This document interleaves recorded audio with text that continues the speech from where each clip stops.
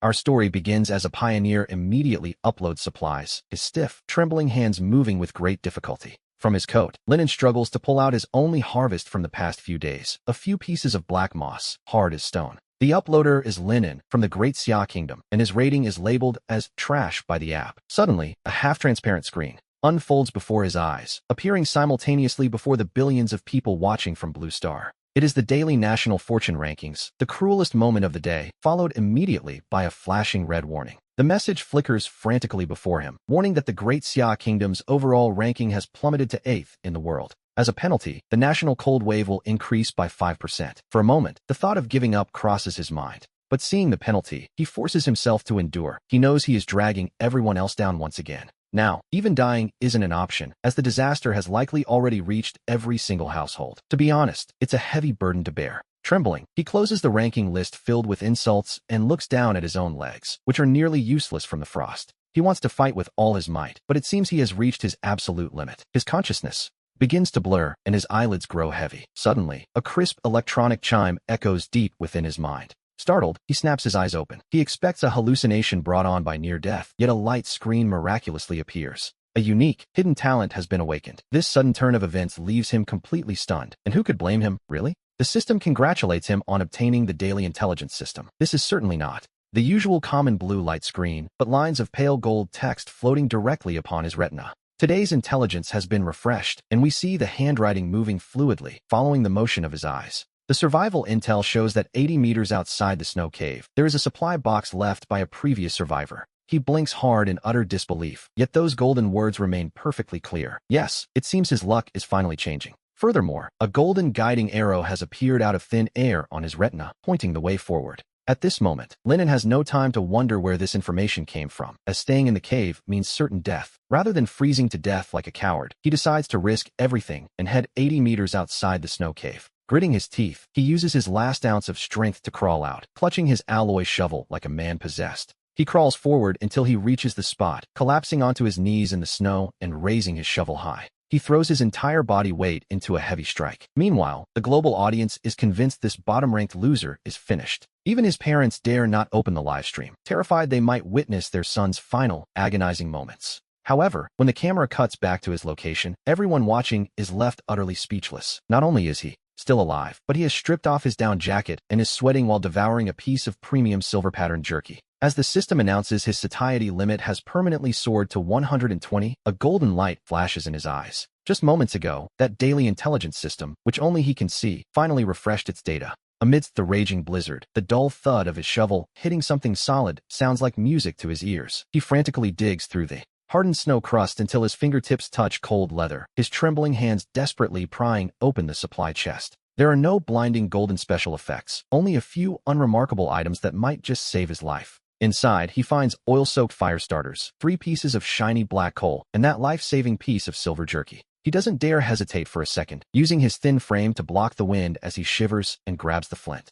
By now, his satiety has hit 0, and his health is dangerously low. Trying to crawl back to the cave now would likely result in him freezing solid halfway there. In the biting wind, a spark finally catches. Then, an even more absurd scene unfolds. Without needing any preheating, the black mineral coal erupts into a strange, ghostly blue flame the moment it touches the fire. Within 10 seconds, a terrifying wave of heat explodes outward from the coal, aggressively forcing back even the most piercing, icy winds. The heat is so intense that he has to retreat, sweat actually forming on his forehead despite the blizzard. This thermal value is simply terrifying. Lennon stares fixedly at the ghostly blue flame dancing on his shovel, a golden light flickering deep within his eyes. If this high-grade energy could be brought back to his world, even just 100-fold, it would be enough to change everything. It could solve the energy crisis of an entire district. As his body temperature rises and feeling returns, a lethal hunger hits him like a physical blow. He grabs the jerky and shoves it into his mouth. It is hard, painfully hard, to be honest. But as his saliva softens the meat, it begins to melt, releasing a rich aroma mixed with a strange, soothing warmth.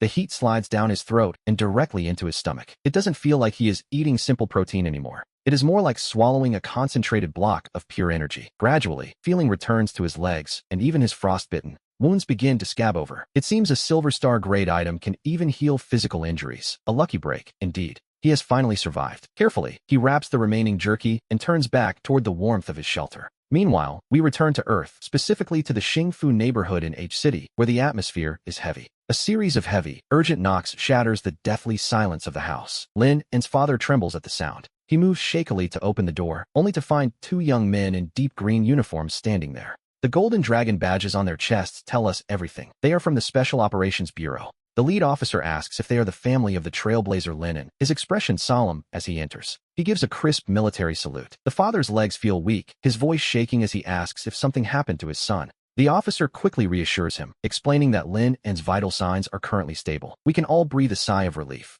He steadies the old man and gestures for his team to bring in 2 large crates of supplies. They are here on state orders. They have brought special rations for the hero's family, electricity cards, hot canned food, and even precious antibiotics. In a city facing total power rationing during a harsh winter, these items are worth more than gold, though the parents don't know that yet. The officer explains that Comrade Lin is currently in the Eternal Winter Garden, the most lethal hunting ground in the Barrens. Through sheer willpower, he has become the sole survivor for the Great Xia Kingdom in that sector. The parents are stunned. They knew their son's ranking was low, but they had no idea he was struggling in such a literal hell. Before leaving, the young officer glances at the little girl in the corner who, though blind, is listening intently to every word. He seems to finally understand the reason Lin has endured for so long. In the hallway, a young team member looks back. He asks if Comrade Lin can really survive the night. The captain lowers his cap and sighs. It will be difficult. Back in the shelter, the high-energy coal burned far longer than expected, allowing Lin to finally get some peaceful sleep. Good morning, Trailblazer 317865. We see the grim statistics. Yesterday's death toll reached 889.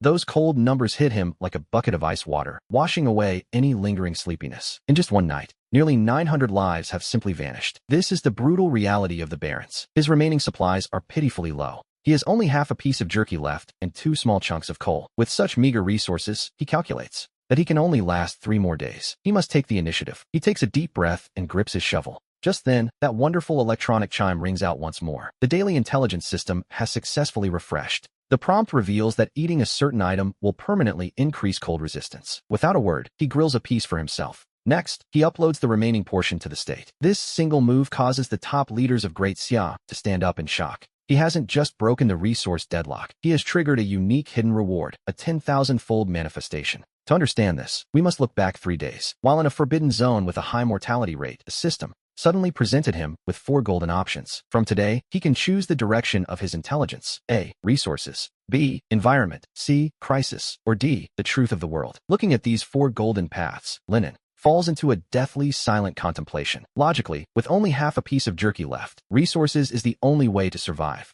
But logic told him that this was a restricted zone with a top 3 mortality rate, where things changed constantly. If he remained blind to his surroundings, no amount of food would save him. He chose option B. Environment. The next second, a holographic map expanded, but a popping red warning caused his heart to skip a beat. Warning, in 71 hours, an A-rank white disaster will arrive. The current temperature is 30 degrees below zero. His current shelter offered no defense. Death was certain. Staring at the deep red screen representing his demise, he felt a surge of panic. Yet, just as despair set in, a single spark of life flickered in the northeast. There lay a lake of living water with ice only 20 centimeters thick. Living water meant there were fish. Fish meant he could survive. He decided to investigate. Despite the bone-chilling wind, he gripped his shovel with determination. He charged into the storm. Meanwhile, at the Great Xia Special Operations Bureau back on Blue Star, the atmosphere was suffocatingly heavy. Layli asked for updates in a cold voice, his tone sharp and demanding. The staff's voices trembled as they reported that the Ice King Zhao Taizhu was eating tree bark to survive venomous insects.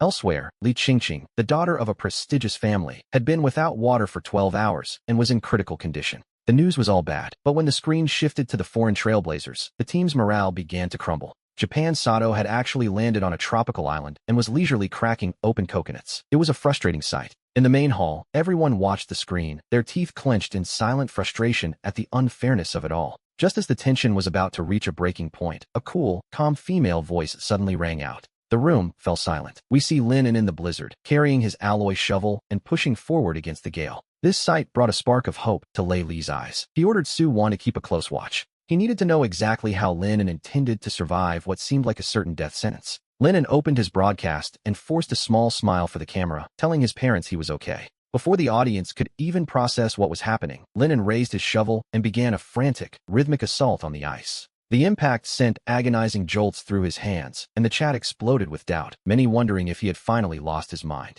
They told him to stop wasting his energy and just go home to wait for the end. Even the monitor, Su-won, watched in despair. She adjusted her glasses, noting that at 40 degrees below zero, the ice was at least a meter thick. To her, he was just accelerating his own death. And indeed, as Su-won feared, Linen was entering a desperate state. His heat loss had doubled, and his core temperature was plummeting. His arms had gone completely numb, and with every passing second, death drew closer. He wondered if he would ever break through. He could practically taste the despair in the air, but he knew he couldn't stop. If he did, his sweat would freeze, and that would be the end. With a final, guttural roar, he summoned every remaining ounce of strength and brought the shovel down one last time. The sound of the ice shattering was like music. Suddenly, dark lake water erupted upward, splashing across his face. The cracked ice served as a natural lure, and within just a few minutes, the surface of the water began to ripple. Several dark shadows appeared beneath the surface, and the moment a black fish swam past the opening, Linen moved. He lunged forward with both arms, shouting as he hauled a fish as hard and heavy as iron out of the freezing depths.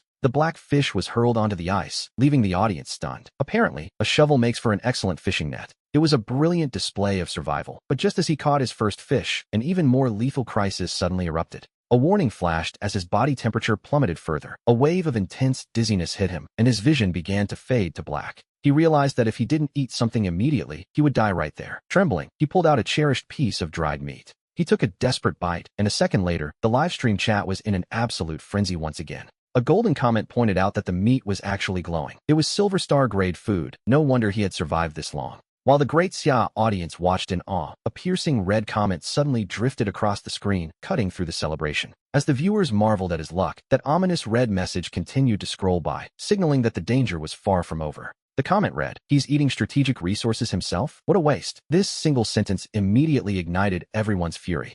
People fired back, asking where this stray dog was barking from. If he found it himself, why shouldn't he eat it? As the dried meat went down, a warm current surged through his body, his stamina soared, and his satiety limit increased permanently. With feeling returning to his limbs, he struck while the iron was hot. Splash! Another fish was caught in an instant. In just half an hour, 3 black fish were in his hands, and he was practically beaming, but his luck seemed to have run out. For the next 30 minutes, the water was as silent as a grave, without a single shadow. Just as he was about to give up, a sudden, dazzling flash of fluorescence glided beneath the pitch-black surface without any warning. He wondered what on earth it could be. His pupils dilated as he realized this creature was more than twice the size of a black fish. His shovel moved like a blur, and a strange fish, as translucent as if carved from white jade, was hurled onto the ice. But a second later, a terrifying scene unfolded. This silver fish didn't just flop around. It coiled its body and used its tail to strike the ice. Like a loaded spring, it leaped with precision back toward the ice hole. It was trying to escape, a truly desperate moment.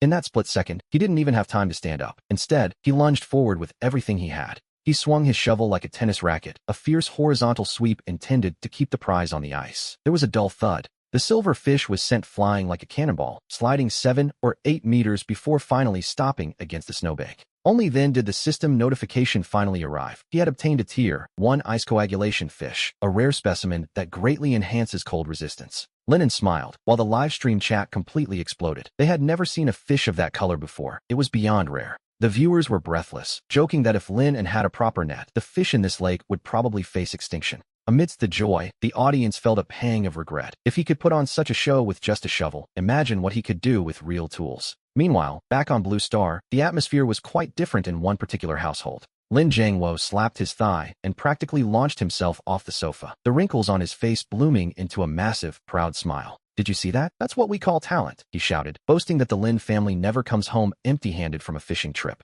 Beside him, Lin's mother smiled through her tears. Though she scolded the old man for being silly, the heavy stone in her heart finally lifted. In the corner, little Wang Xiaoxiao hugged her doll tightly, a long-awaited smile appearing on her pale, delicate face as she watched the screen. Deep down, she had only one repetitive thought. Her big brother absolutely had to come back home safely.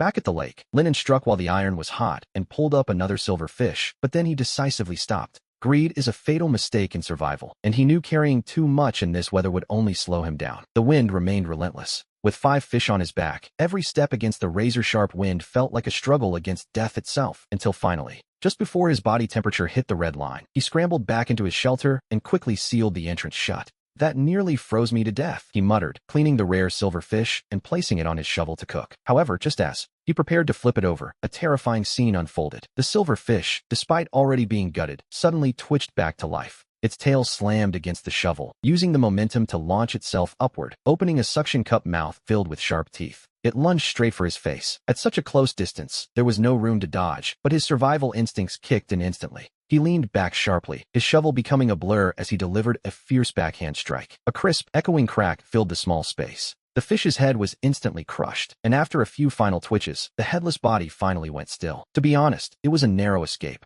With a cold snort, he placed the now truly dead fish back over the fire. Minutes later, a fragrance filled the air without a hint of fishiness. It smelled like a bamboo forest after the rain. He couldn't wait to tear off a piece, and the meat melted the moment it touched his tongue. A surge of heat exploded in his stomach, rushing through his veins and aggressively driving the bone-deep chill out of his body. The system notified him that his satiety limit had soared to 160, and he had gained a permanent buff, primary cold resistance. His ability to withstand the cold improved drastically. He pushed aside a block of ice to test it, and the wind that was once piercing now actually felt somewhat refreshing. It was the incredible power of rare-grade food, but right at that moment, something else happened. Right on time, the massive mechanical eagle descended as the countdown for today's resource upload reached its final 5 seconds. Lennon looked at the remaining whole silver fish with a steady gaze. He was determined that his parents and little Xiao Xiao had to taste this. However, what he didn't know was that a conspiracy against his family was currently unfolding. We turn back to 10 days ago, when his short-sighted second uncle, Lin Jianjun, had kicked Lin's family out like beggars. Yet today, that same man was kneeling at their doorstep begging for a single sprouted potato. The reason was simple. In this brutal world, Lennon hadn't just survived. He had become a national-level strategic hero. Meanwhile, our protagonist sat in his warm snow cave, staring at legendary equipment. And lost in thought, he wondered if he should use this snowmobile to haul fish, or simply to look cool. 3 days prior, in Building 401 of the Blue Star Happy Ideal Zone, we find the home of second Uncle Lin Jianjun. There, his 5-year-old son was wrapped in blankets, wailing at the top of his lungs for meat. Jianjun crouched in the corner, his face a mask of worry. Since the cold wave hit, their rice bin had long been empty. "What are you crying for?" the uncle barked irritably.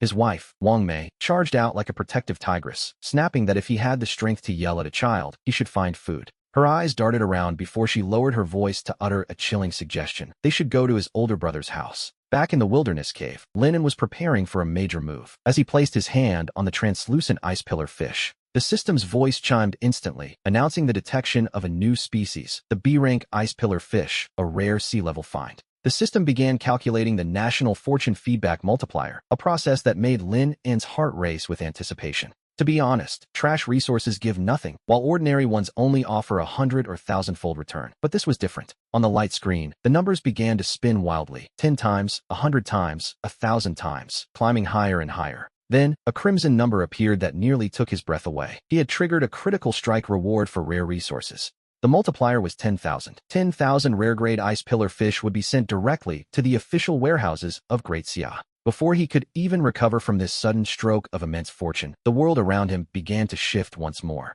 A second burst of golden light exploded before him, granting a special reward, a survival blind box. He was now faced with a choice. 3 chests materialized, floating in midair, and we can see his breath quicken. The common grade covered a 500-meter radius. He could take those resources, but they weren't very useful. The rare grade expanded to 1 kilometer, risky, but with far better returns. Then there was the legendary grade, covering 3 kilometers and containing vehicles or weapons that could truly change one's fate. On this frozen tundra, asking an ordinary person to search 3 kilometers for a box is practically a death sentence. But Lennon isn't ordinary. He has his advantages. After all, as the saying goes, the bigger the risk, the greater the reward. Without hesitation, he chose the legendary box. The legendary survival blind box was deployed. Suppressing the urge to rush out immediately, he opened the National Fortune leaderboard. As expected, thanks to that rare fish, his name shot up like a rocket, soaring from the bottom straight into the top 100. If he could just maintain this rank, he would gain more than survival. He could finally save his little sister's failing eyesight. That night, he fell into a peaceful sleep in this cruel world, cradling his hopes for tomorrow. However, while he slept,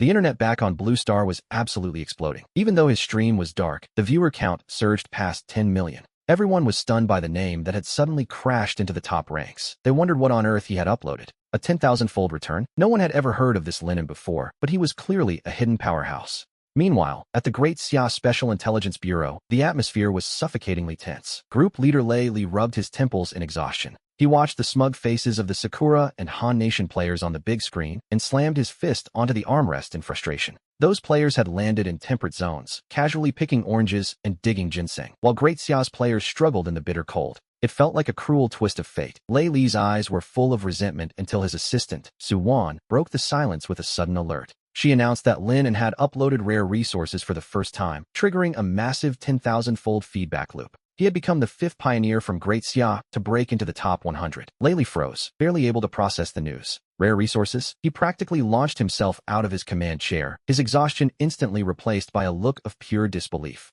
A 10,000-fold return sounds terrifyingly large, but when spread across Great Xia's massive population, it was still just a drop in the bucket. To truly turn the tide, they needed sustainable farming. Lei Li took a deep breath and quickly issued his orders. He told Su Wan to keep a close eye on the situation and immediately allocate supplies to Lin An's family. They couldn't let a hero's family suffer while he fought for them. Meanwhile, in apartment 3020 of the Xingfu community in H City, Lin An's parents and sister were sitting at the dining table. 2 boxes of relief supplies had finally allowed them a long overdue feast. His mother, Su Jiao, had worked a bit of magic, turning a few potatoes into 3 dishes and a soup. To be honest, she was a culinary wizard.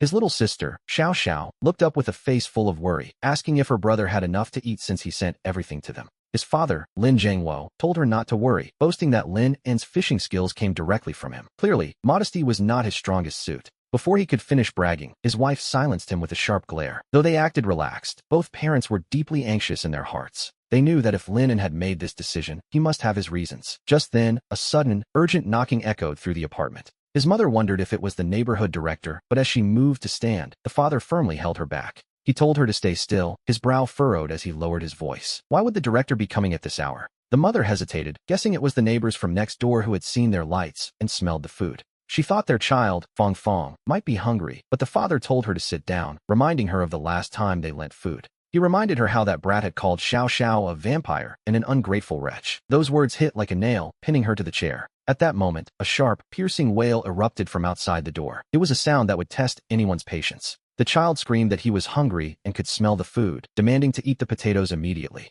The shrill voice seemed to pierce right through the security door, just as the parents were about to give in and open it. A booming voice exploded in the hallway, asking the neighbor if they had any shame at all. It was a welcome interruption, to say the least. It was the neighborhood director, Li Shunhong, who told them to take the child away and stop harassing the family of a pioneer. Director Li's voice boomed, asking if they were tired of living for daring to covet a pioneer's relief supplies. Immediately, a wave of mockery from the other neighbors followed. The insults hit like a tide, with people calling them shameless and reminding them how they'd bragged about being self-sufficient just 2 days ago. They noted how quickly the neighbors' faces changed now that someone else's son had become successful. Amidst this chorus of condemnation, the greedy neighbors fled like rats scurrying across a street. Inside the apartment, the 3 family members finally breathed a collective sigh of relief. We learned that last night, another 1,285 people froze to death on the ice plains. Meanwhile, Linen was out in a 38-below blizzard, searching for a single courier package buried deep under the snow. While the Sakura Kingdom's players mocked him for seeking his own death, the people of Great Xia were mourning for him in advance. But the moment his foot struck the snow and he heard that crisp, metallic clink, the gears of fate began to turn. For Pioneer B317865, the grim statistics of yesterday's deaths were about to become a distant memory. On the morning of the 5th day, the gale was still howling at the cave entrance. Lennon sat up and let out a long, satisfied stretch, feeling more refreshed than he had in ages. Suddenly, golden light flashed across his vision as the daily intelligence report arrived. It was time to choose the type of information for the day: A for survival, B for environment, C for danger, or D for events. Without a moment's hesitation, he focused on the golden text, which instantly began to rearrange itself before his eyes. A set of coordinates appeared that would change his life forever. A legendary survival blind box located at 5 to 15 to 6 to 20 in the terrace area at a distance of exactly 2.8 kilometers, buried 1.5 meters under the snow. Legendary, he whispered, pumping his fist as his heart hammered against his ribs. He quickly gathered his gear, grabbed his alloy shovel, and tucked the remaining half of a grilled fish into his coat. After that,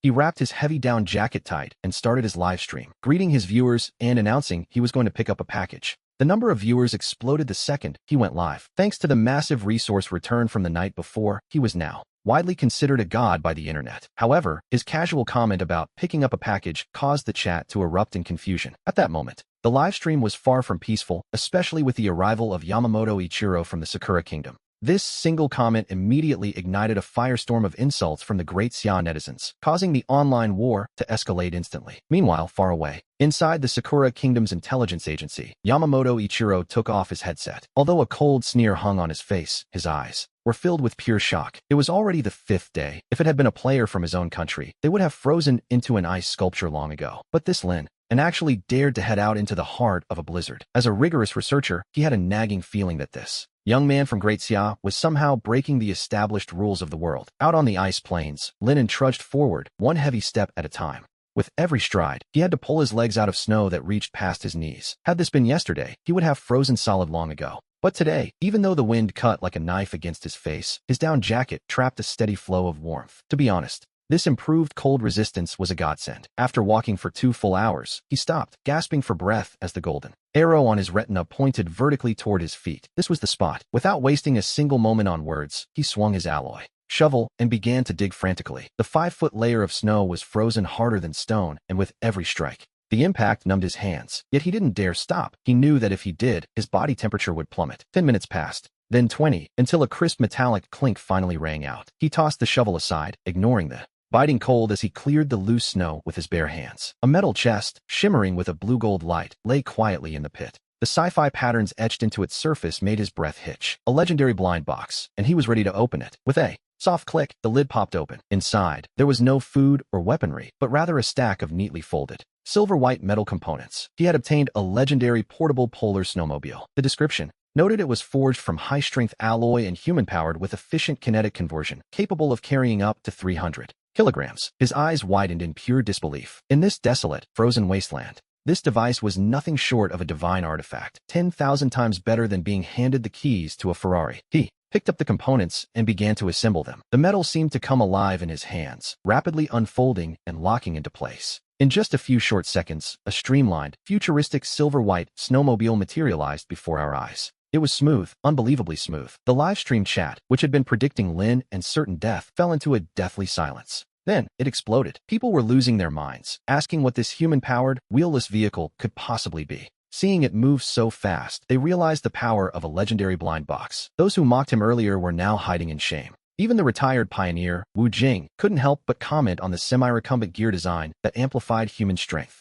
The design was nothing short of divine. At this moment, we see that Linen hadn't just survived. He had gained a magnificent new tool. As the fastest man on the ice, the sensation of speed sent his adrenaline skyrocketing. To be honest, it looked exhilarating. A journey that would have taken hours on foot was now reduced to 30 minutes. His warm-up was officially over. He secured the metal chest to the rear seat, and as his leg muscles flexed, the snowmobile let out a low hum of power. His speed surged to 20 kilometers per hour, heading straight for the frozen lake. Meanwhile, at Blue Star Reserve Base 01, while Linen was racing across the plains, hundreds of silver-gray giant towers were already standing tall against the wind. Beams of light from a higher civilization descended like miracles, illuminating the ground where countless transport chains moved. Among them, a golden conveyor belt was particularly eye-catching, carrying rows of neatly arranged, jade-white mysterious fish. The cold radiating from them was intense, and they were immediately labeled as strategic resources before even entering the warehouse. 300 meters underground, in the core biolab, an automated testing report was finally printed out.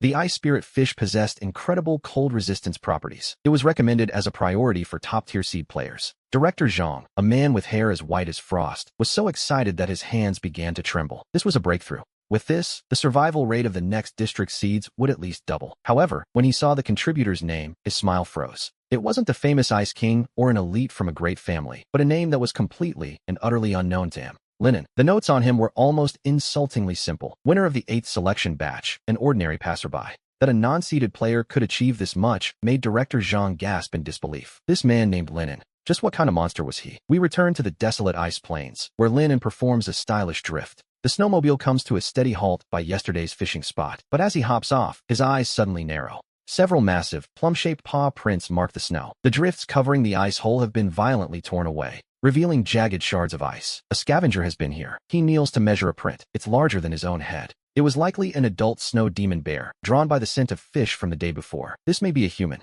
Forbidden zone, but for magic beasts, it's a buffet. Anyone else would have been terrified, but he simply scans the area. Seeing no sign of the beast, he decides that fortune favors the bold. He has to finish before dark. Without wasting a second, he positions the snowmobile as a windbreak and swings his alloy shovel, smashing through the ice. Soon, several Dark shadows surface. Half an hour later, 3 plump black fish are tossed onto the shore. But it isn't enough. It isn't nearly enough. These ordinary black fish only fill the stomach. He needs the silver fish that grant cold resistance. Recalling the remains he found while cleaning the silver fish last night, he hardens his resolve and makes a daring decision. He raises his alloy shovel and begins to chop the freshly caught, flopping iron bell black fish into a bloody pulp. This scene leaves the livestream viewers utterly stunned. They wonder if he's lost his mind, using food as bait. It seems far too extravagant. To be honest, it looked like the ultimate gamble, but some viewers were loving the thrill. Ignoring the chat, he shovels the minced meat into the icy water. This was his play, using common resources to trade for rare strategic ones. 10 minutes pass, and the water remains perfectly still. His heart climbs into his throat. Just as he fears the gamble has failed, a piercing glow suddenly lights up the dark depths. They've arrived, and in a massive school. He swings the shovel with all his might, but comes up empty. These fish are far too slippery, sliding right past the edge of the blade. He refuses to give up and prepares to try again. He enters a frantic lottery mode, swinging once, twice, 3 times, even though 8 out of 10 scoops come up empty. This school of fish is so desperate for that minced meat that they practically throw their lives away, charging his shovel. Finally, the first silver fish is flung onto the shore, followed quickly by a second and a third. Soon, 7 of these fluorescent treasures are piled on the snow like firewood. Each one weighs at least 5 or 6 pounds. This haul is an absolute jackpot. But just then, the wind changes, shifting from a sharp whistle to a dull, thundering roar. A red light flashes frantically across his vision. A warning: in 52 hours, a catastrophic white disaster will arrive. The temperature has already plummeted to minus 38 degrees. The blizzard is coming. It's time to go. Without a hint of greed, he loads the 40 pounds of fish into the back. Previously, such a heavy load would have been a death sentence. But now, he straddles the snowmobile and kicks off, the treads tearing through the frozen plains as he speeds away. He makes a stylish exit with his priceless supplies just as the storm hits. Meanwhile, the mood in the livestream chat has shifted completely. Viewers are returning from watching the elite special forces candidate, Zhao Taizhu. The comparison is almost comical. That seated player spent his entire day meticulously weaving a trap, and yet, he only caught 3 tiny, palm-sized fish, and he's treating them like absolute gold. A master of traps, and all he has are 3 little shrimp. Meanwhile, Linen used a simple shovel to haul in 7 rare giants. Talk about an embarrassing contrast. Over at the Great Xia 3rd Intelligence Bureau, Director Zhang is watching the data closely. He initially thought Lin and was just lucky, but when the latest resource statistics report pops up, he is utterly stunned. The report ranks the resource acquisition of the 8th batch of pioneers. There, the name of the man with no background, Lenin, is sitting boldly at the very top of the list. He is ranked 2nd in the entire region. How is that even possible? While others are shivering in the caves of the tundra plateau, he is tucked away in a warm snow burrow, feasting on S-rank grilled silverheart fish. He even managed to locate a massive underground snow cache 3 meters deep before the storm.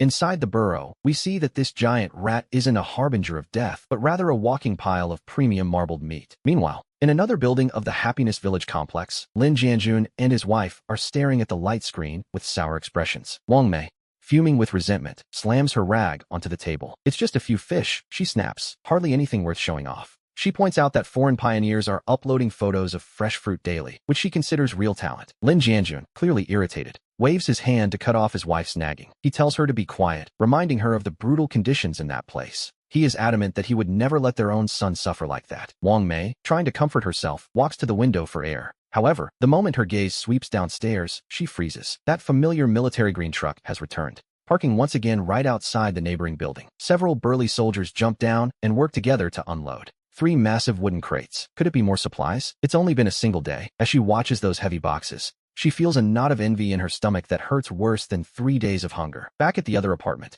the lead soldier introduces himself warmly, telling the elders his name is Wang, but they can just call him Gongzi. Inside the quiet home, the 3 members of the Lin family seem utterly overwhelmed. Su Fang looks at the piles of supplies, rubbing her hands nervously on her apron. She wonders aloud why more has arrived, as they truly can't finish it all. Oldly, you must accept this. Linen earned these with his life. Director Lee suddenly rushes in, his eyes slightly red. He notes that according to global statistics, the survival rate for pioneers on the first day is only 75%. In the surging danger of the tundra, the death rate is a staggering 99%. It is a forbidden zone for life. Linen is a truly good comrade. Before leaving, Wang Gang gives a solemn reminder to Director Lee regarding the pioneers' family. These supplies are a national priority, and he must keep a close watch on them. As the door closes behind the soldiers, the room falls into a brief, heavy silence. Finally, Lin Zhengwo opens the crates with trembling hands. As the cold air dissipates, 3 translucent, jade-like fish lie quietly inside. Even though they are no longer alive, they possess a strange, ethereal beauty.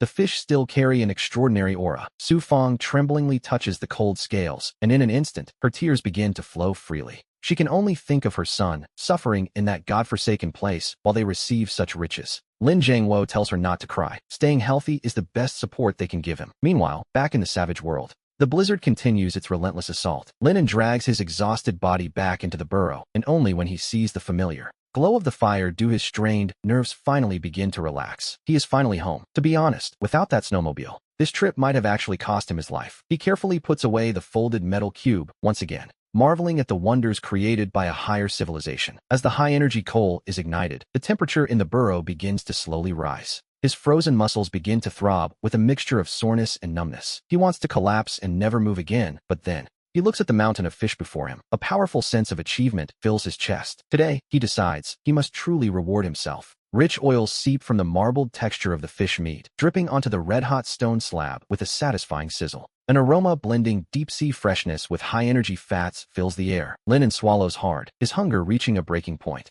He watches the fish intently, flipping it until the skin is golden and bubbling, revealing the snow-white, tender meat beneath. The white, tender meat was incredibly fragrant. As he took a bite, the piping hot juices erupted in his mouth. The true taste of a bountiful harvest is enough to drive away all the cold and loneliness. As he finishes the entire fish, a notification chime sounds on his interface like music. His basic cold resistance has increased by 20%. If he eats 5 more of these, he can level up the skill entirely. It is only the 6th day, while the other 3,980 pioneers are gradually turning into frozen statues. Lin is racing through the blizzard in a snowmobile. His cargo bed is loaded with hundreds of pounds of Silverheart-grade food that even the world's wealthiest elite couldn't buy. Back home, the National Intelligence Center is in an uproar over his every move. Western media outlets are even frantically claiming he must be the secret son of God. But deep down, he knows this isn't just luck. It is the result of his incredible talent for predicting every coming crisis. And right then, a new vision begins to glow in his sight. A piercing light flashes before him. This time, the prey he has set his sights on is larger than anyone could possibly imagine.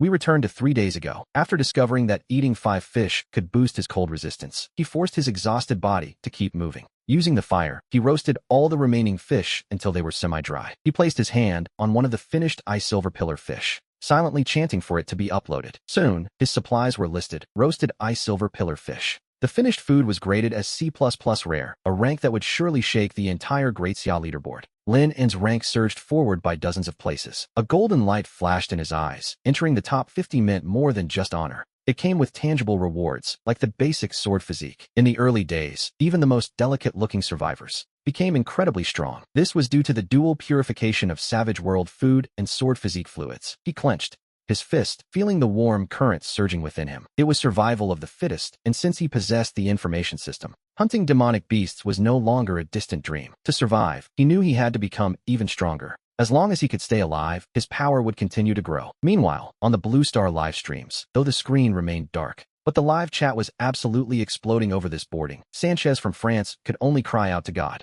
So this is what rare-grade resources look like. It looks more tempting than the finest delicacies. A Korean viewer named Cho Chanyam and others from Brazil wondered why they couldn't find such things despite being near the sea. Facing this wave of envy, the viewers from Great Xia stood tall, their hearts swelling with pride. They urged everyone to flood the screen with praise for Godlin. But in apartment 302 of the Xingfu community, far from the online noise, a very different atmosphere prevailed. A real, mouth-watering aroma filled the air, the unmistakable scent of home. Su Fong sliced the ice silver pillar fish and added ginger. As the water heated, the fish meat didn't break apart. Instead, it transformed the pot into a thick, milky white broth. The rich, sweet fragrance drifted through the cracks of the door, instantly filling the entire hallway. Little Lin Xiao held her bowl carefully, taking a cautious sip. The soup was exceptionally delicious, melting instantly and sending a sudden burst of warmth down her throat. The warmth spread instantly through her limbs. Lin Jiangwo and Su Fong exchanged a look, their faces filled with utter astonishment. That strange, surging current pulsed through their bodies as if their very blood were boiling. Old man, this is a miracle. My old aching legs don't even hurt anymore. Stop talking and drink up quickly, Su Fong replied. This is something precious our son risked his life for. Meanwhile, next door, the atmosphere had dropped to a freezing point. It smells so good, Mom. I want meat. Wang Mei, irritated and restless, scolded her crying child and turned away. She looked at her husband, her tone softening. Jianjun, maybe we should try to borrow a bit more? Lin Jianjun listened. He heard the laughter and joy coming from next door and let out a long sigh. Sister, when Lin knocked on our door for help, Do you remember what you said? Wang Mei froze, her face turning deathly pale as the memory resurfaced. You asked them, if I lend it to you, can you even pay it back? Lin Jianjun shook his head in self-mockery. We are simply reaping what we sowed. Meanwhile, in the heart of Great Xia, the atmosphere was becoming even more heavy. On the holographic projection, the red progress bar representing the national crisis was stuck at a dangerously high 85%. In contrast, the blue strategic resource reserve sat at a pitiful 12%. The next phase was about to begin. With these reserves, they simply wouldn't have enough. If it really comes down to it,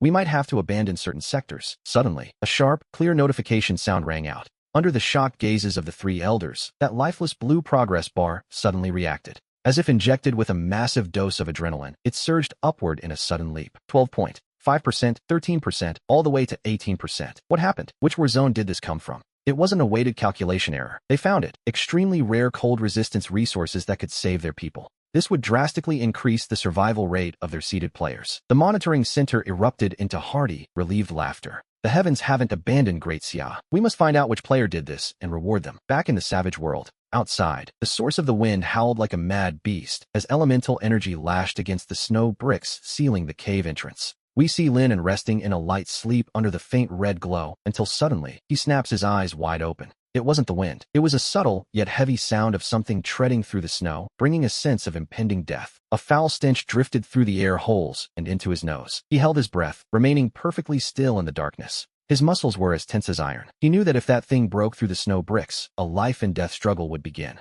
1 minute passed, then 2. Time seemed to freeze just as he prepared to make a final, desperate stand against the intruder. Outside, the footsteps paused for a moment before turning toward the northwest, the sound gradually fading into the distance. Lin slumped to the ground, his back drenched in cold sweat. The northwest was exactly where he had discarded the beast's organs yesterday. It was a good thing he hadn't been greedy enough to bury them nearby, or he would be a corpse by now. On the 6th morning, the light was dim.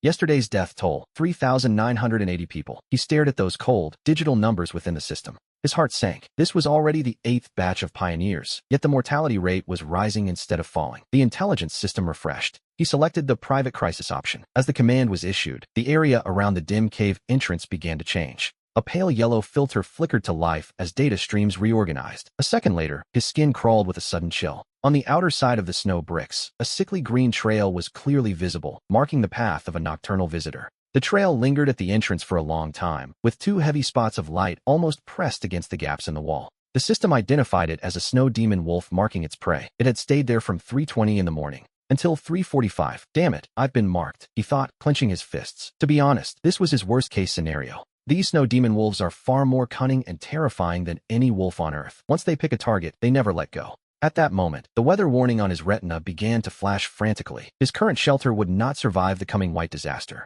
The only chance for survival lay to the northeast. With a monster watching the front and a natural disaster approaching from behind, the pressure was on. He couldn't stay any longer. It was only the 6th day, and while the situation was dire for everyone else, as nearly 4,000 other pioneers were being frozen into ice sculptures, Lin was racing through the blizzard. His snowmobile was loaded with hundreds of pounds of Silver Star-grade food that even the wealthiest elites couldn't afford. The National Intelligence Center watched his every move, while Western media wondered if he was God's secret favorite. But only. Lin knew this wasn't luck. It was his extraordinary talent for predicting every coming crisis. At that moment, a piercing light flickered in his vision once again. This time, the prey he had set his sights on was larger than anyone could possibly imagine. 3 days ago, when the system warned of monsters ahead and disasters behind, he had acted decisively, quickly loading his remaining 5 Silver Star grilled fish and other supplies onto the snowmobile. As his live stream flickered to life, the number of online viewers instantly surged past 20,000. The audience was left speechless by the mountain of grilled fish, yet Lin climbed onto his vehicle with a grim expression.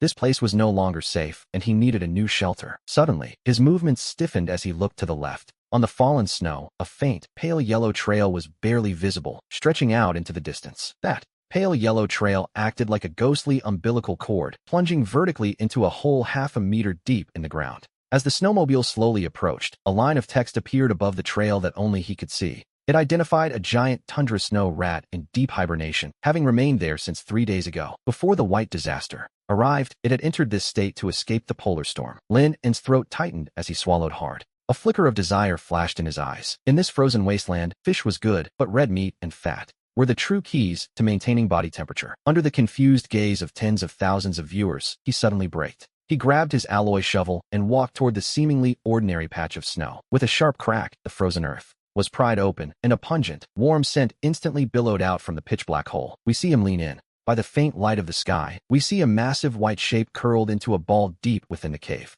It was a giant tundra snow rat, and the viewers who understood the cold instantly began to panic. This creature's bite could crush stone, and even snow wolves wouldn't dare provoke it. It was, to be honest, incredibly violent. As the comments flooded the screen, the giant rat seemed to feel the intrusion of the cold air. Its body twitched violently as it slowly peeled its eyelids open. It was waking up. Lin An's eyes grew cold. Seizing the moment before the rat's nerves fully recovered, he raised his alloy shovel high above his head. With a sudden burst of strength from his core, he swung the shovel down with a whistle of wind, striking the rat's skull. The blow was heavy. The giant rat didn't even have time to scream before it went completely still. He had done it. He had successfully hunted a giant tundra snow rat. Lin let out a long breath of white mist. He grabbed the creature by the scruff of its neck and pulled it out. It weighed at least 20 pounds. Under its belly was a thick layer of solid fat, essentially a leather bag full of fuel. And then, he wasn't finished. He reached into the top of the burrow and pulled out several glowing blue fruits. He had found ice blue berries. Back at the National Intelligence Center, they were watching again. They had found him on the screen. Watching Lin An's seamless hunting process, Director Lei Li rubbed his aching forehead. The nation's top candidates were still struggling just to survive. Yet here was Lin An, eating meat and fruit in a wasteland. Those previous analysis reports were now nothing but waste paper. Lin An could precisely locate resources and avoid risks every single time. This wasn't just luck. Are you suggesting a sixth sense? Lei Li's eyes sharpened as he thought of another chosen survivor. He thought of John, a natural-born hunter with an extraordinary environmental awareness. Aside from that explanation, he couldn't think of any other reason. The office fell into a dead silence. If this was true, then they had truly found a treasure this time. Pass down my order, Lei Li said, standing up abruptly with a decisive voice. Effective immediately, Lin An was to be upgraded to a seed-level pioneer, with his family receiving top-tier protection in the capital's new safety zone. He paused, his eyes burning as he stared at the figure on the screen, ordering his team to maintain a constant focus on the young man. If Lin An proved he could survive long-term, they would initiate the Sky Rider evaluation, a statement that made the staff gasp in collective shock. The Sky Rider rank was the highest sequence, a trump card held by only one person in the United States to face the next stage of civilization. As Lin An's official status was elevated, a massive wave of new viewers flooded into the Blue Star official livestream to see what the fuss was about. They wondered if this was the madman racing through the blizzard while everyone else was shivering in fear. To them, it looked like extreme sports. But the veteran viewers knew better. They saw Lin An as a god dancing with death. Meanwhile, in the wilderness, Lin An remained blissfully unaware of his fame. The howling wind whipped up piles of snow, battering against his goggles as he pushed forward through the frozen wasteland. In his vision, the world was no longer a silent, pale void. Quite the opposite. In fact, it was a chaotic map of data points. Countless streams of information flickered in the snow, making this cruel tundra look incredibly busy and, to be honest, incredibly dangerous. In just half a day, he had identified at least 20 resource nodes, yet his hands remained white-knuckled and tight on the handlebars. He didn't dare to linger for even a second. Even though every inch of this land was a literal gold mine of resources, he couldn't stop. Despite the temptation that made his heart race, Lin An had to suppress his greed and keep moving forward with singular focus. His eyes were fixed on the bright red countdown on his screen. Only 28 hours remained before the Level 1 white disaster erupted. Money and resources are useless if you aren't alive to use them. Even more terrifying were the other trails mixed into the resource data. He saw deep crimson and even dark purple traces, the horrific marks of hunting grounds belonging to snow wolves and giant ice worms. While these monsters were busy hiding from the coming storm, he had to use this final window of time to find his ultimate necessity. As night fell and the wind cut like a knife, the countdown for the daily resource upload reached its final 5 minutes. When the time came, he chose not to upload anything. To the outside world, it appeared as though he had found absolutely nothing today.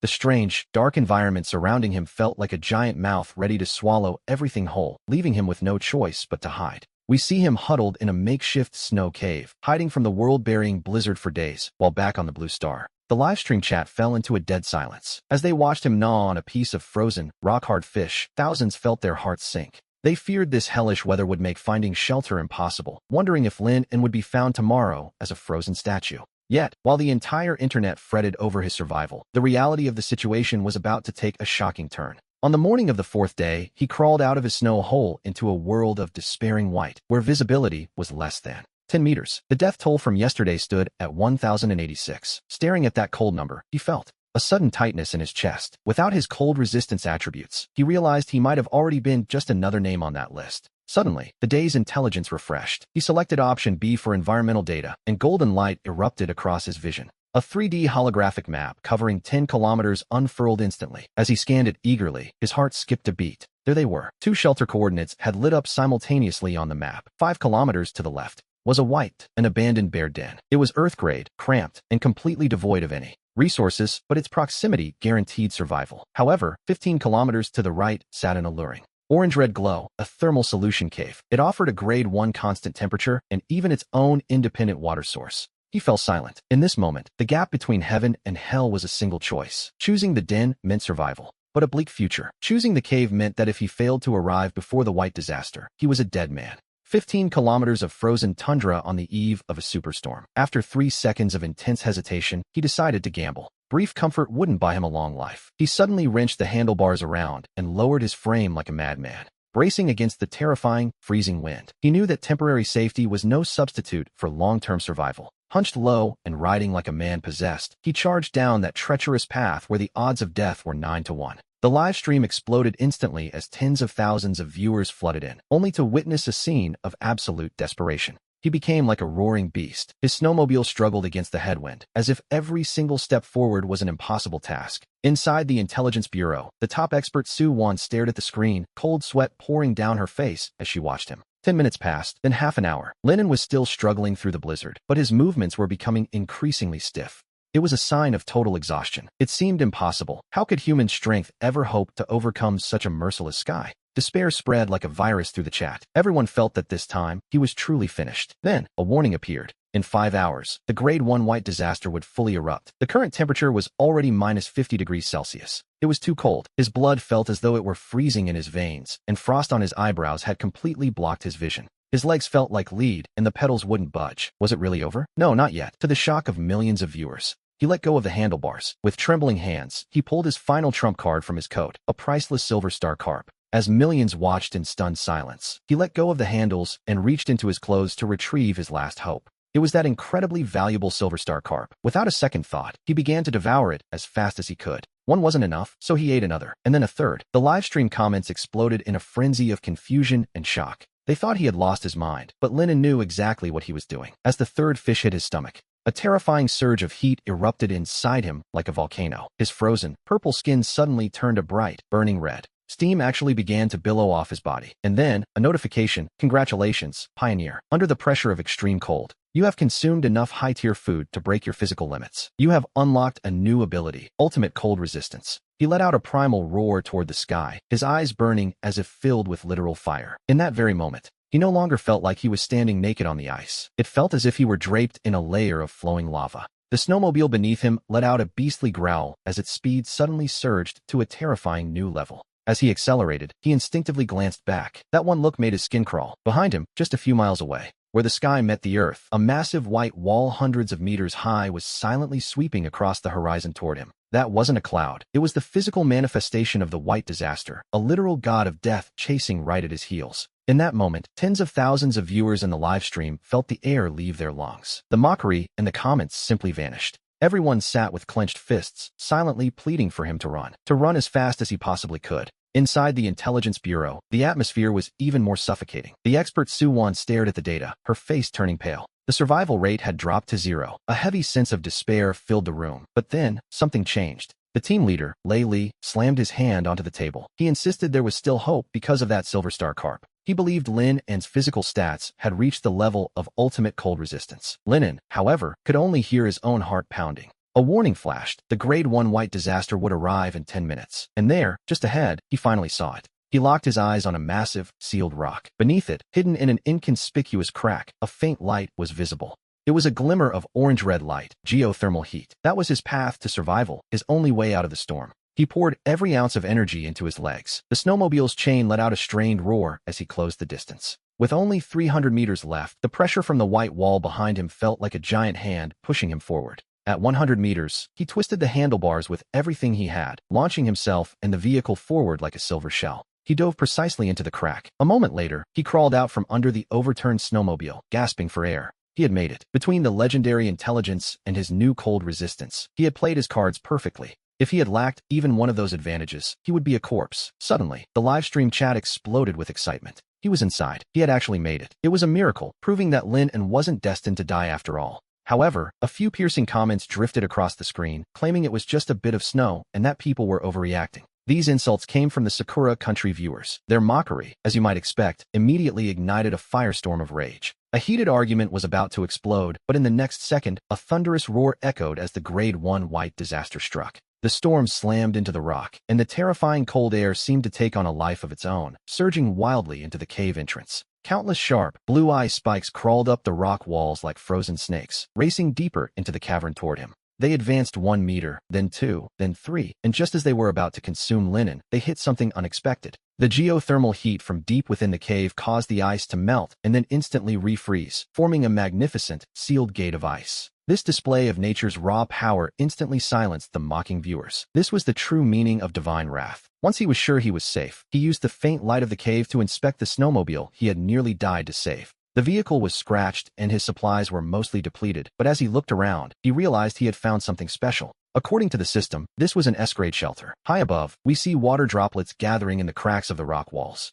They formed a thin stream that meandered through the hall. This was living water, a constant supply of life in the frozen wasteland. On the plateau, this was a literal lifeline. He glanced at the data flashing on his retina, and for a moment, his eyes grew misty. The current temperature inside was a stark contrast to the world outside. Back in the abandoned tunnel, it was always freezing. Out there, it was negative 20 degrees, and he had to eat constantly just to generate enough body heat to survive. But here, with natural geothermal heat and flowing water, he could lie down all day without his life being in any danger. He lay back, looking at this base with its limitless potential. Only one thought occupied his mind. He had finally found a home. While other pioneers were still struggling just to stay alive, he already possessed a true fortress. Yet, he didn't stop to rest. Since this cave was his new home, he decided it needed to be tidied up. Ignoring his exhaustion, he began moving the jagged rocks. He cleared the floor piece by piece until it was level. After taking a drink of water, he looked like a busy marmot in his burrow. The viewers were stunned to see him starting home renovations in such a place. Some even wondered if the blue moss was edible.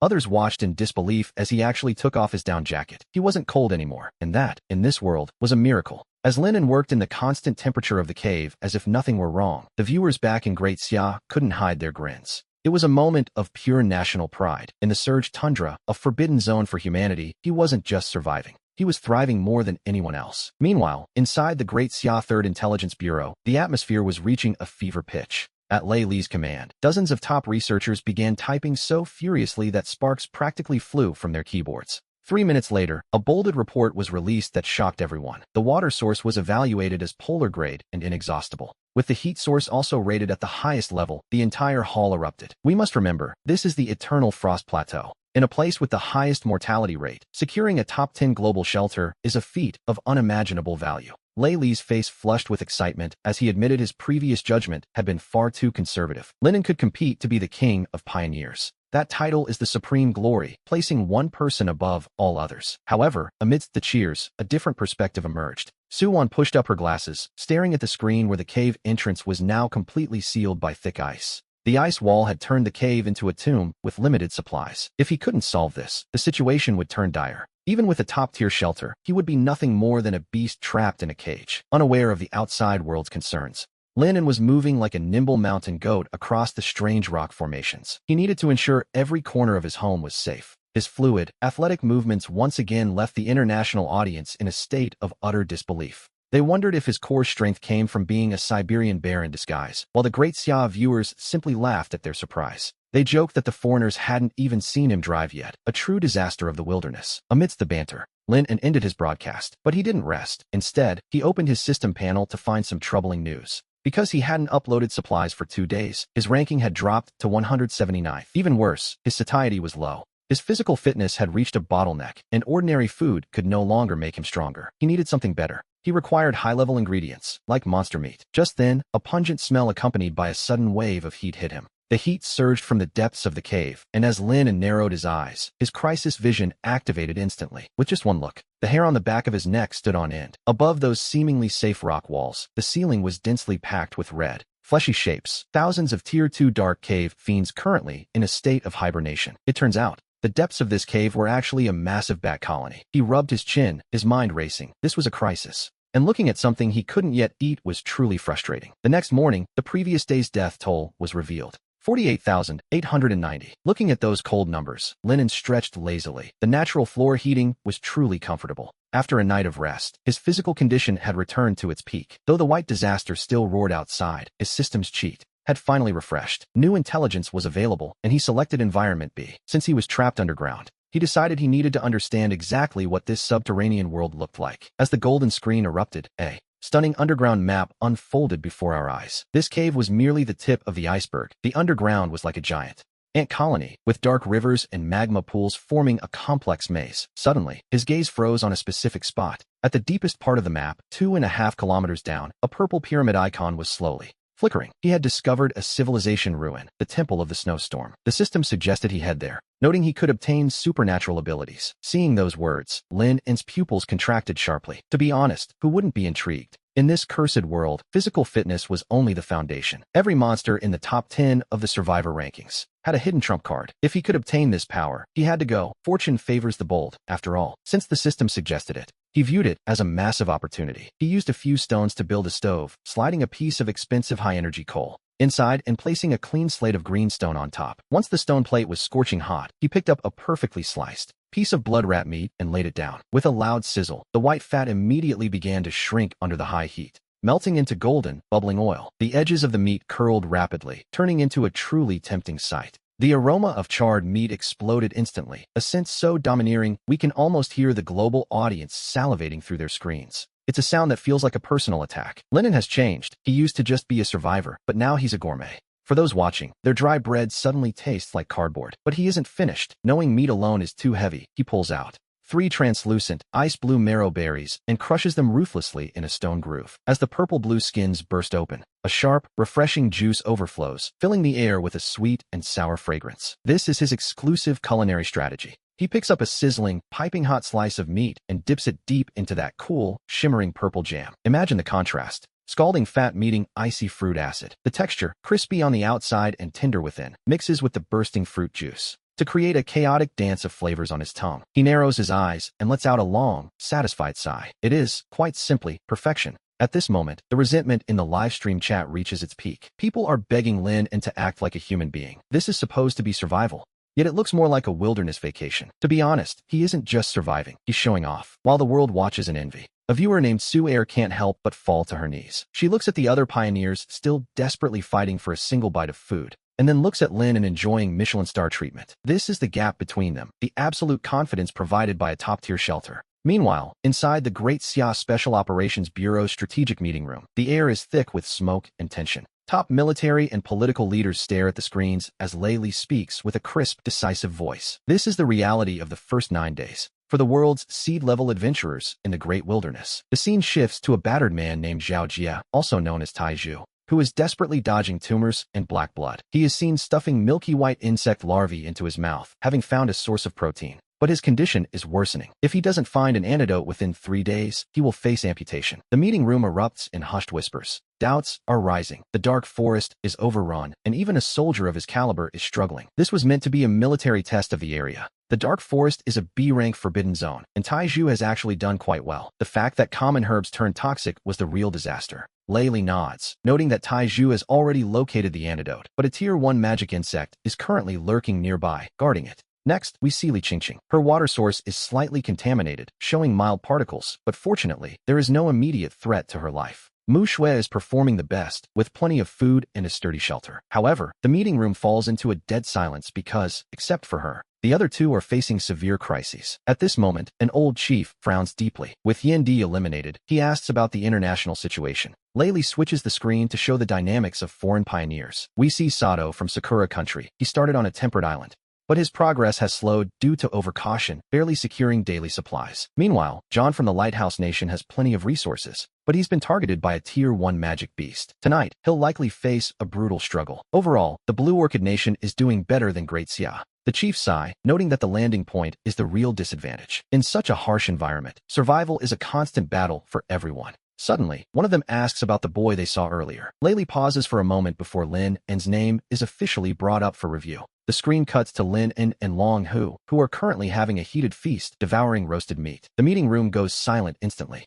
The old chief stares at the screen with a cold smile. While others struggle for their lives, this kid is having a full-blown barbecue party. He must have found a shelter, right? Laylee explains that Lin and even managed to find a legendary-grade snowmobile, which has kept him in the spotlight. A senior expert frowns, noting that the white disaster is severe. He wonders if anyone can truly hold out behind those frozen gates for long. How long can this lifestyle of eating and drinking last? Enough, the old chief says, slamming the table to cut off the skepticism. He declares that moderate relaxation is actually a survival skill in the wild. How they choose to live is entirely up to them. The chief then asks about the shelter's rating and how long it can hold. The expert lowers his head, looking somewhat regretful as he checks the data. Laylee pulls up the report. Lin and shelter rating is high enough to place him in the 8th batch of apocalypse candidates. The chief watches intently. Ranked 10th globally, his potential is impressive, but since the apocalypse affects the national destiny, they decide they must observe him further. The meeting is adjourned with orders for an anonymous report next time. Meanwhile, we return to the sweltering heat of the cave,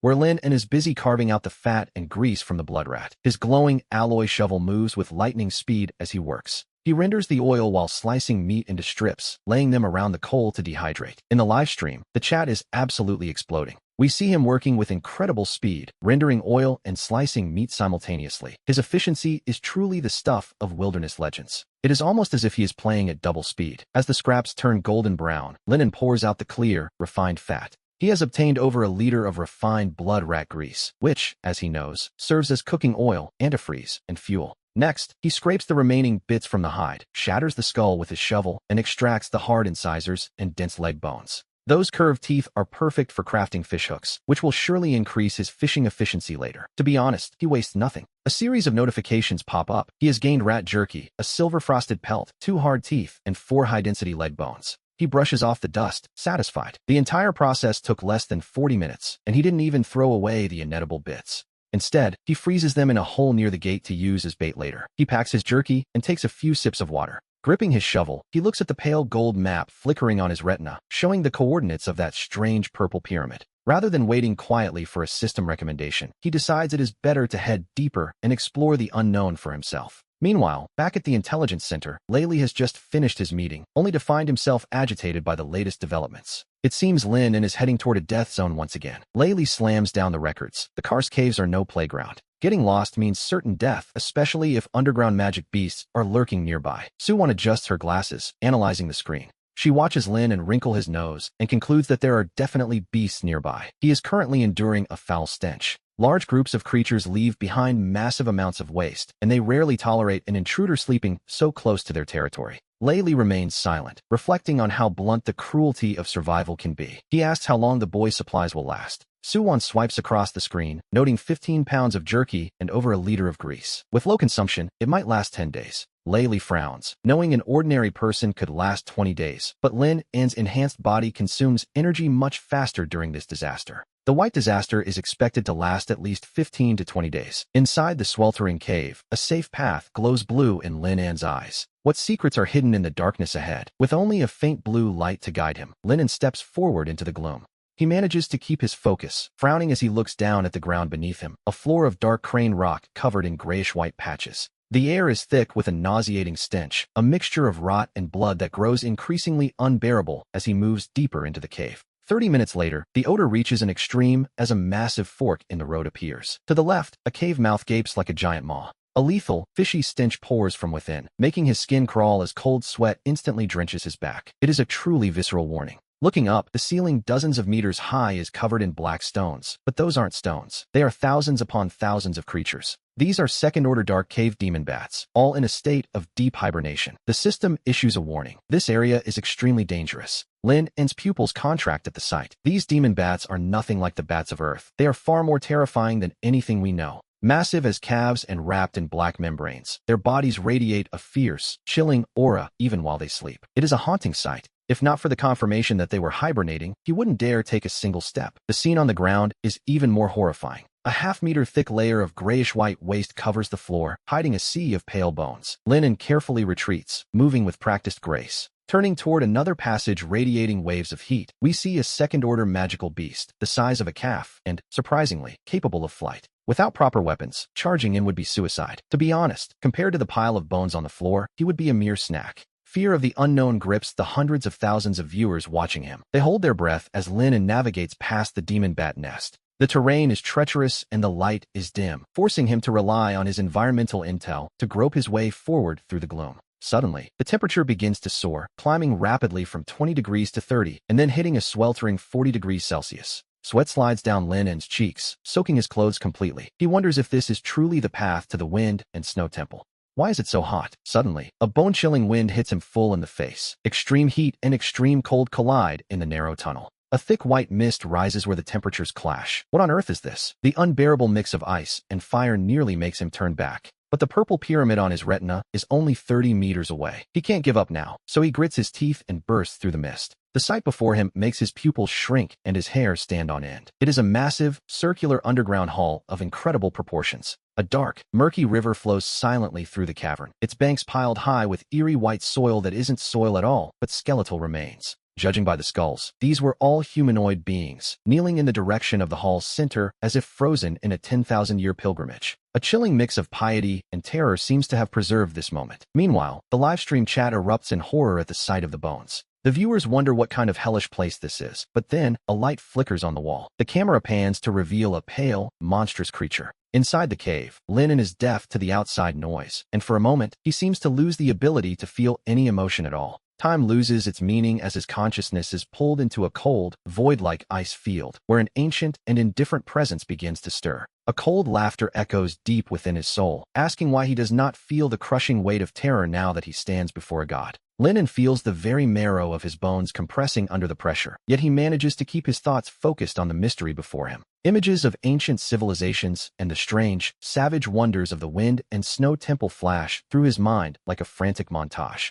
He recalls expert theories about the wilderness, survival knowledge, and the famous, tragic scenes of pioneers who met their ends in the unknown. He thinks of high-level pioneers, the power of magic, and the national rankings of advanced civilizations, all dwarfed by this primal mystery. Science cannot measure what he is seeing. He is absolutely certain that a powerful entity is speaking to him, watching his every move. He wonders how he should react. Should he kneel or prostrate himself to show sincerity? Should it be on one knee or both? If he offends this being, his life will surely be forfeit. Thousands of years of history seem to weigh down on his very soul in this instant. Ultimately, Lenin remains still. Back on Earth, at the Great Xia Intelligence Center, the atmosphere is anything but calm. The mysterious glowing platform and the sea of bones are immediately classified as a Level 1 emergency, requiring the highest level of scrutiny. All teams stop their routine work to focus on analyzing the footage. Suddenly, the heavy doors of the command center are thrown open. Experts in biology and archaeology from across Great Xia rush into the hall, their faces pale with a mix of exhaustion and frantic excitement. A white-haired professor points at the screen with a trembling hand, realizing they are looking at a living map of a prehistoric civilization. Such a discovery could be 1,000,000 years old. The silence in the hall is heavy. A civilization means intelligence, but it also means hidden danger.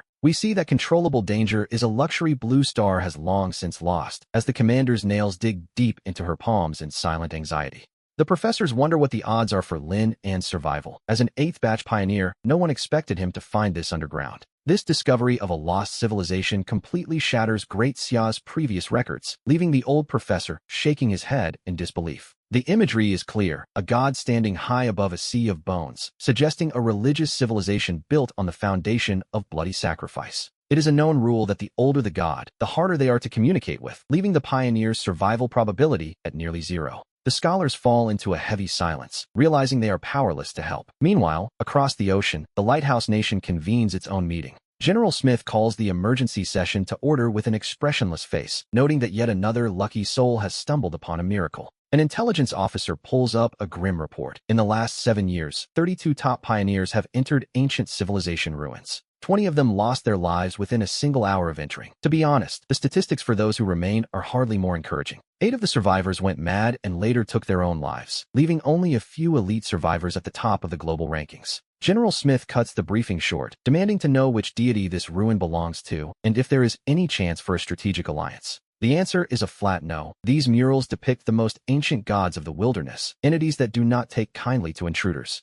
The officer emphasizes that the survival rate for anyone entering such a place is unlikely to exceed a meager 5%. Smith nods coldly and offers a grim salute to the glory of war, a sentiment echoed by the experts gathered in the conference hall. While the world waits for him to fall, no one realizes that deep underground, Lenin is enduring a torment that feels like liquid fire. Blood begins to pour from his eyes and ears, dripping onto the piles of ancient bones beneath him as the pressure becomes unbearable. The eerie silence of the cavern seems ready to tear his very soul apart. But then, at the critical moment, a mechanical voice intervenes. The system offers to overdraft 3 days of future intelligence to begin a civilization analysis, a sound that, to him, is pure music. Without a moment's hesitation, he chooses to pay the price, and suddenly, a brilliant purple-gold light explodes across his vision. Countless golden runes weave together into shimmering chains, tightly binding the terrifying phantom looming within the ancient mural. The secrets hidden behind reality are finally unveiled as the analysis completes, identifying the figure as the fragmented goddess of frost. The mural's divine domain is now crystal clear. This goddess despises the weak-willed, and as long as one refuses to kneel, they might just receive a blessing. Since there are rules to follow, Lennon grits his teeth and prepares to push forward, gripping his alloy shovel tightly. He stabs the tool deep into the ground, using every ounce of his remaining strength to resist the terrifying pressure of the skeletal remains. Inch by inch, he forces his body upright. It seems his defiance has enraged the hall as a sudden, bone-chilling gale strikes with violent force. The freezing cold is absolute, and to be honest, without his ultimate cold resistance, he would have been a frozen corpse long ago. Even worse is the mental assault. The surrounding bones seem to twitch with life, their hollow sockets staring directly into his very soul. Countless chaotic whispers flood his mind, screaming for him to kneel if he wants to live, as blood begins to fill his eyes. His vision blurs, and for a moment, he sees countless figures bowing before him, suggesting that a single bend of the knee might bring peace. But he refuses. The purple-gold system prompts guard his consciousness like a shield while he bites his tongue to stay focused through the pain. Deep down, a beast-like roar echoes in his heart, a refusal to be a slave as he begins to hum the great Xia anthem to himself. It is as if the song ignites his willpower to its absolute limit, and then, quite suddenly, a miracle occurs right before our eyes. The world-shattering pressure vanishes instantly, as if the blizzard had been swiped away by an invisible, giant hand. The cold, aloof goddess high above actually lowers her head slightly, her gaze revealing a flicker of genuine approval for the mortal below. Her hands are no longer demanding a sacrifice, but offering a gift, as a chime announces that the trial of the frost goddess is complete. A grand, crystalline tree-like map unfolds before him, granting him the Sequence 1 trait, the Winter Adapter. This allows him to ignore extreme frost environments while boosting all his attributes by 30%, a truly significant upgrade. However, when he sees the requirement to hunt a snow demon, his mind fills with images of those cold, red-eyed monsters of the ice. Asking a novice to hunt a rank 2 beast feels like a death sentence. He wonders if the goddess simply enjoys watching him struggle. Just then, a soft dripping sound breaks the silence beneath the mural as a single drop of liquid gathers at the goddess's fingertip. We see a single drop of silver-white liquid slide into a stone bowl, a divine brew of extreme cold that pierces the soul and readies one for battle. This legendary treasure significantly strengthens his mortal frame. Perhaps this is the reward for refusing to be a sycophant, he thinks, his throat tightening. Without a moment's hesitation, Lennon lunges forward and gulps down the brew, which, surprisingly, feels less like ice and more like swallowing a high explosive flame. Violent energy detonates within him, turning his blood into heavy liquid while his heart no longer pumps. Simple blood, but a power akin to molten lava. He snaps his eyes open as a thin film of ice crystals forms over his skin, signaling another change. He has gained a small boost to his advanced cold resistance, and as he exhales, his breath instantly transforms into a cloud of shimmering ice dust. It is a display of power that is, quite frankly, absurd, just as a global announcement begins to echo across Blue Star.